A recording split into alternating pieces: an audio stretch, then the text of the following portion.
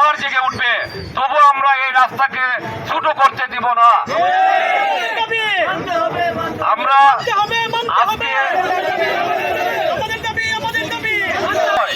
এইটা হবিগঞ্জ জেলাবাসীর দাবি, কারণ এইটা হবিগঞ্জ পৌরসভার দাবি, পৌরবাসীর দাবি, হবিগঞ্জ সদর উপজেলাবাসীর দাবি, ঢাকায় উপজেলাবাসীর দাবি।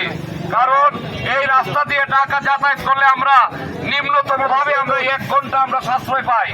আমরা রোশন হাইওয়ে যেটা স্বাস্থ্যগঞ্জ হয়ে আছে, এইটা দিয়ে গেলে পরে আমাদের 1 ঘন্টা সময় বেশি লাগে। কিন্তু আমরা এইটা শুধু ওনারা আজকে ওনাদের সাথে আমরা একত্রতা ঘোষণা করছি।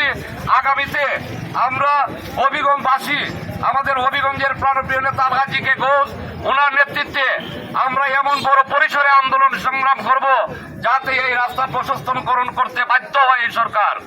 তাই আমি বলবো এই সরকারের কাছে আমরা দাবি জানাই, যেহেতু এই সরকার কোন ফ্যাসিস্ট শেখ হাসিনা মুক্ত সরকার, আমরা দাবি জানাই আমাদের দাবির সাথে যাতে ওনারা একাত্মতা পোষণ করে।